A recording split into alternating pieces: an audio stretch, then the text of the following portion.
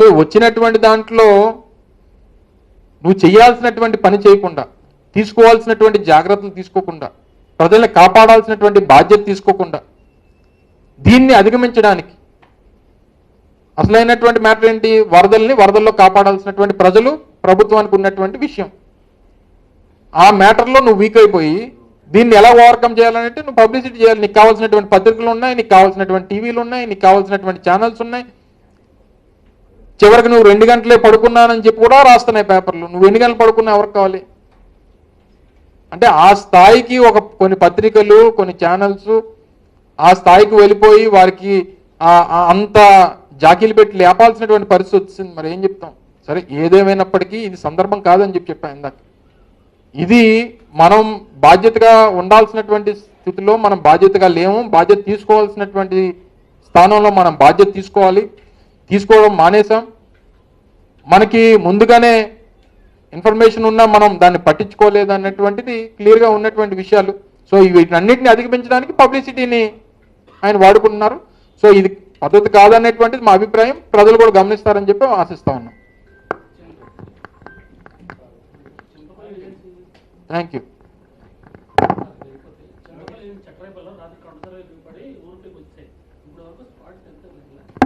అదే చెప్తున్నాను కదండి, ఒక ఇన్సిడెంట్ జరిగినప్పుడు అక్కడ ఏం చేస్తున్నాం అనేటువంటి పక్కన పెడితే గడిచినటువంటి 3 రోజులుగా మళ్ళీ ఈ ప్రాంతం అంతా కూడా వర్షాలు పడతా ఉన్నాయి.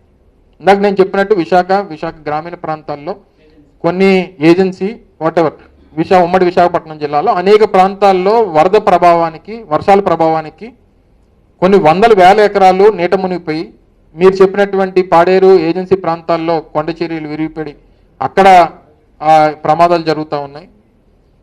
అంటే ఒకటే పాయింట్, ఎక్కడ పబ్లిసిటీ వస్తుందో అక్కడ మనం నిలబడదాం, అక్కడ మనం యాక్షన్ చేద్దాం తప్ప మిగిలినటువంటి ప్రాంతాలు ఏమైపోయినా పర్వాలేదు అనేటువంటి పరిస్థితుల్లో ఈరోజు వ్యవస్థలు ఉన్నాయి. ఇక్కడ 3 రోజులు వర్షం ఉంది, ఇప్పుడు 1వ తారీఖుని చెప్పారు 5వ తారీఖు నుంచి వర్షాలు ఉంటున్నాయని. మీ అందరికి కూడా తెలుసు కదా.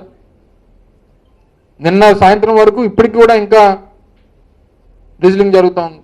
సో ఇప్పటికీ ఈ పరిస్థితి ఉన్నా సరే కనీసం ఒక వ్యవస్థలను అందరినీ కూర్చోబెట్టి, డిపార్ట్మెంట్స్ అన్నింటినీ కూర్చోబెట్టి ఏం జరుగుతుంది, జరిగితే ఏం యాక్షన్ తీసుకోవాలనేటువంటి ఒక రివ్యూ మీటింగ్ లేదు జిల్లాలో. 3 అడుగుల వినాయకుడు అయితే 350 రూపాయలు, 6 అడుగుల వినాయకుడు అయితే 700 రూపాయలు, రోజుకు 100 రూపాయలు మైక్ సెట్కి. ఇవి చెప్పేటువంటి సమయం ఉంది, కానీ మనకు మాత్రం ఎక్కడ వర్షాలు పడుతూ ఉన్నాయి, ఏం చర్యలు తీసుకోవాలనేటువంటి దానికి సమయం లేదు మనకి.